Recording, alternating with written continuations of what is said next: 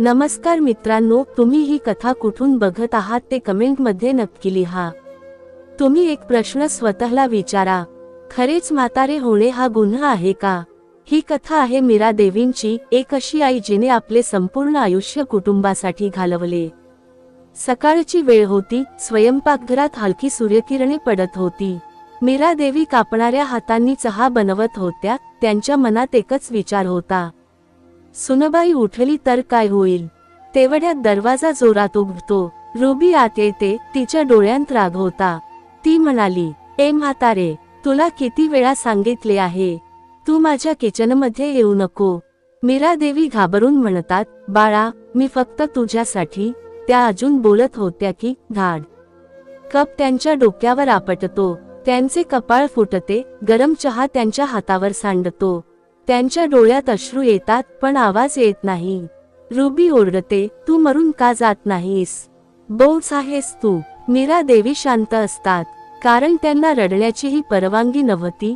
त्यांच्या डोळ्यासमोर भूतकाळ उभा राहतो। त्या या घरात नवरी बनून आल्या होत्या। त्यांनी स्वतःशीच वचन घेतले होते, हे घर मी कधी तुटू देणार नाही। पहाटे उठून स्वयंपाक करणे, नवऱ्याला साथ देणे, मुलांना शिकवणे, मुलगा आजारी पडला तर रात्रभर जागणे, मुलगी रडली तर कुशीत घेणे, स्वतः उपाशी राहून सगळ्यांना खाऊ घालणे। पण आता वेळ बदलला होता। नवऱ्याच्या मृत्यूनंतर आधार गेला आणि नाती बदलली। रुबीचा खरा चेहरा बाहेर आला। काय कामाची आहे ही? फक्त ओझं आहे ही। रात्री मीरा देवी भुकेल्या होत्या। त्या हळूच बाहेर येतात, बाळा, मला जेवायला दे। तेव्हा त्यांची सून त्यांना खूप काही बोलते। मग थोड्या वेळाने रुबी जेवणाची थाळी फेकते, तेव्हा भाकर भाजी जमिनीवर पडते। मुलगा मोबाईलमध्ये गुंतलेला होता, तो एकदाही आईकडे पाहत नाही। त्या क्षणी मीरा देवी आतून तुटतात। आई होणे हाच माझा गुन्हा आहे का? त्यांच्या डोळ्यातून अश्रू वाहत राहतात, पण आवाज नाही, कारण त्या आई होत्या। आता सकाळ झाली होती, पण मीरा देवींसाठी ती कोणतीच नवीन सुरुवात नव्हती। रात्रीच्या वेदना अजूनही शरीरात होत्या, माथ्यावरील जखम अजून ठसठसत होती, आणि मनातल्या जखमा तर शब्दात मांडणेही अशक्य होते। त्या हळूच उठल्या। आज रविवार होता, घरात शांतता होती। रुबी अजून झोपलेली होती, मुलगाही बेडरूम मध्ये होता। मीरा देवींच्या पोटात भुकेने आग धगधगत होती। कालपासून त्यांनी काहीच खाल्ले नव्हते। त्या हळूच दरवाजा उघडतात। त्या कंपणाऱ्या पावलांनी स्वयंपाकघराकडे जातात। त्यांच्या मनात एकच विचार होता, फक्त थोडे पाणी प्यायचे आणि परत जायचे। त्या किचनमध्ये जातात। त्यांची नजर गॅसवर पडते। कालचे दूध सांडलेले होते, स्टोव्ह घाण झालेला होता। त्यांना अस्वस्थ वाटते। त्यांना आयुष्यभर स्वच्छता आवडायची।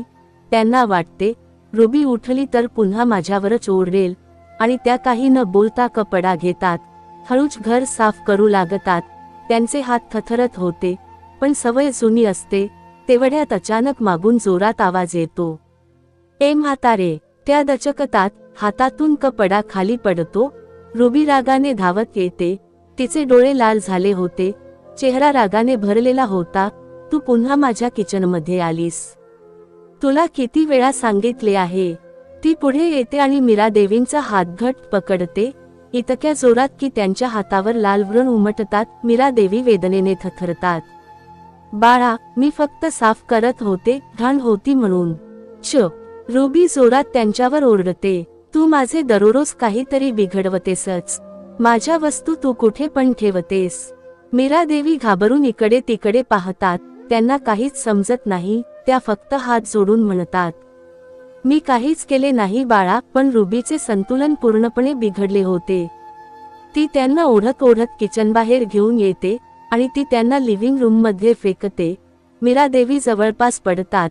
त्या कशाबशा स्वतःला सावरतात। तेवढ्यात मुलगा बाहेर येतो, काय झाले? तो थोडासा त्रासलेल्या आवाजात विचारतो। रुबी लगेच त्याच्याकडे वळते, बघ तुझ्या आईला, माझे सगळे किचन खराब केले हिने। मी किती वेळा सांगितले आहे? तेव्हा मुलगा चिडून आईकडे बघतो। त्याच्या चेहऱ्यावर प्रेम नव्हते, फक्त त्रास होता। आई, तू ऐकत का नाहीस? हे ऐकून मीरा देवींच्या डोळ्यात पाणी येते। त्या हळूच म्हणतात, बाळा, मी फक्त साफ करत होते। पण रुबी मध्येच ओरडते, बस झाले, आता मला ही बाई घरात नको आहे. घरात एकदम सन्नाटा पसरतो, हवा जड होते, क्षणभर सगळे थांबल्यासारखे वाटते. रुबी पुढे म्हणते, आज तू निर्णय घे. मी की ही. मीरा देवींचे हृदय धडधडायला लागते. त्या आपल्या मुलाकडे आशेने पाहतात. त्यांना वाटते तो माझ्यासाठी उभा राहील. पण मुलगा शांत होता. त्याच्या मनात भीती होती, पत्नीचा राग होता, त्याला प्रमोशनचं टेन्शन होते. आणि शेवटी तो खोल श्वास घेतो आणि म्हणतो, ठीक आहे, जसे रुबी म्हणते तसे करू. त्या एका वाक्याने मीरा देवींचे आयुष्य तुटून पडते. त्यांच्या पायाखालची जमीन सरकते. त्या काही क्षण काहीच बोलू शकत नाहीत. त्यांच्या डोळ्यातून अश्रू वाहू लागतात, पण कुणालाच फरक पडत नाही. रुबी लगेच चावी उचलते. चल, खूप झाले तुझे नाटक.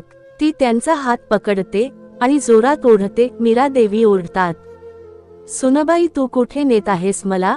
पण ती त्यांना उत्तर देत नाही. ती त्यांना जबरदस्ती कारमध्ये ढकलले. त्यांचे डोके कारच्या दरवाजाला आपटते. वेदना त्यांच्या अंगभर पसरते. कार वेगाने धावू लागते. शहर मागे पडते. ओळखीच्या जागा दूर जातात. मीरा देवी खिडकीतून बघत राहतात. त्यांच्या डोळ्यांसमोर त्यांचे घर होते, त्यांचे आयुष्य होते. आता त्या हळूहळू लांब जातात. त्यांच्या मनात एकच प्रश्न होता, मी काय चूक केली? काही वेळाने कार थांबते. आजूबाजूला सुनसान जागा होती. तुटलेल्या इमारती होत्या. कोणीही नव्हते. रुबी दरवाजा उघडते. त्यांना बाहेर ओढते. तिचे उत्तर होते, हीच तुझी जागा आहे. मीरा देवी थरथरत उभ्या राहतात. त्यांच्या पायात ताकद नव्हती. त्या विनवणी करतात, बाळा मला तू इथे सोडू नको. पण रुबी ऐकत नाही. ती थंड आवाजात म्हणते, आता तू इथेच राहशील. आणि कार सुरू करून निघून जाते. धूळ उडते आणि मीरा देवी एकट्या उरतात, पूर्णपणे एकट्या. सूर्य मावळत असतो. आकाश लाल होते. त्यांच्या डोळ्यातून अश्रू वाहत असतात. त्या चालण्याचा प्रयत्न करतात, पण पाय साथ देत नाहीत. शरीरात वेदना होत्या.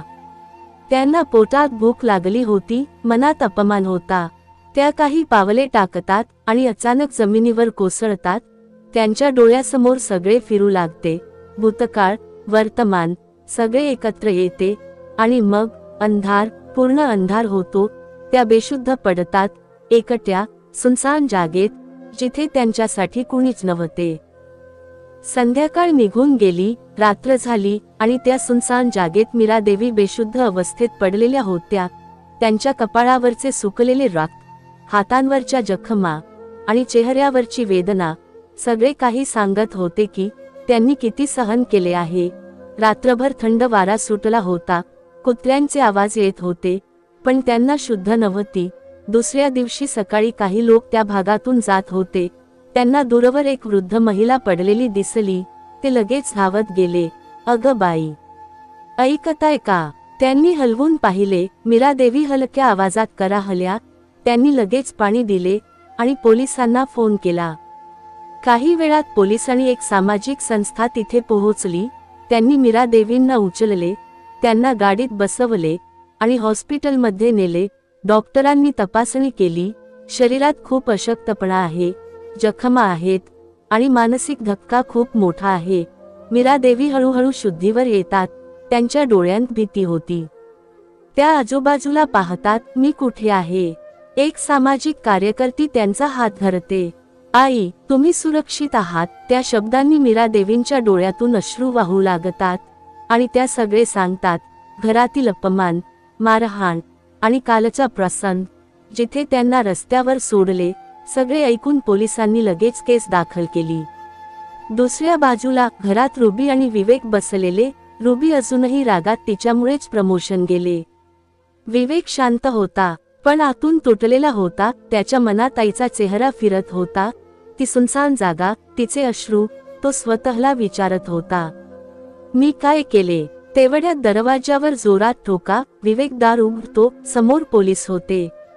तुम्ही विवेक शर्मा?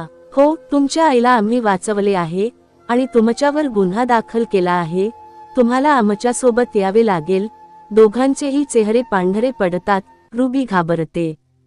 नाही नाही, आम्ही काही केले नाही. पण पोलीस कठोर होतात. सगळे पुरावा आहे. दोघांना थेट पोलीस स्टेशनला नेले जाते. तिथे चौकशी, प्रश्न, अपमान, बातमी पसरते. आईला घराबाहेर टाकणारा मुलगा आणि सून त्यांच्या समाजात बदनामी होते. त्यांचे मित्र दूर जातात. नोकरी धोक्यात येते. विवेकला ऑफिसकडून नोटीस येते. रुबीचा सोशल सर्कल संपतो. घरात आता शांतता नाही, फक्त सन्नाटा होते. आणि दिवस जातात. एक दिवस रुबी आजारी पडते. तिला ताप येतो. ती रात्रभर तडफडते. विवेक तिची सेवा करतो, पाणी देतो, औषध देतो आणि अचानक त्याला आठवते, मी लहान असताना आई माझ्यासाठी असेच करत होती. त्याच्या डोळ्यात पाणी येते. त्याला जाणवते आईचे प्रेम किती मोठे होते आणि त्याने काय केले. दुसऱ्या दिवशी तो ठरवतो, मला आईला भेटायचे आहे. तो वृद्धाश्रमाचा पत्ता घेतो आणि तिथे पोहोचतो. तिथे शांत वातावरण होते आणि आदर होता. त्याला मीरा देवी दिसतात. त्या स्वच्छ साडीमध्ये होत्या. त्या इतर आजी सोबत बसून हसत होत्या.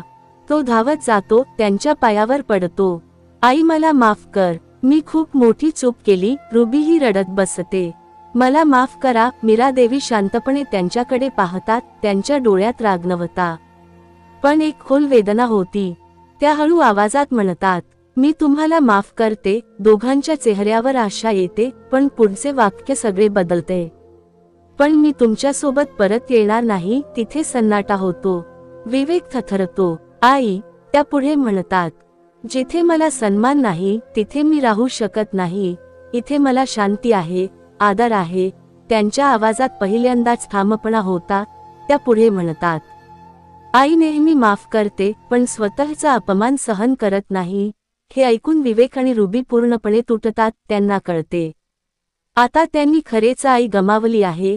मीरा देवी हळूच मागे वळतात आणि पुन्हा त्यांच्या नव्या आयुष्यात चालू लागतात. आदराने, शांततेने आणि आत्मसन्मानाने. विवेक आणि रुबी बाहेर उभे होते, रिकाम्या मनाने. त्यांच्या डोळ्यांत पश्चाताप होता आणि हातात काहीच नाही. तर मित्र आणि मैत्रिणींनो, तुम्हाला ही आपली गोष्ट कशी वाटली ते कॉमेंट करून नक्की सांगा. आणि अजून आपण आपला हा चॅनल सबस्क्राईब केला नसेल तर सबस्क्राईब करून घ्या. धन्यवाद.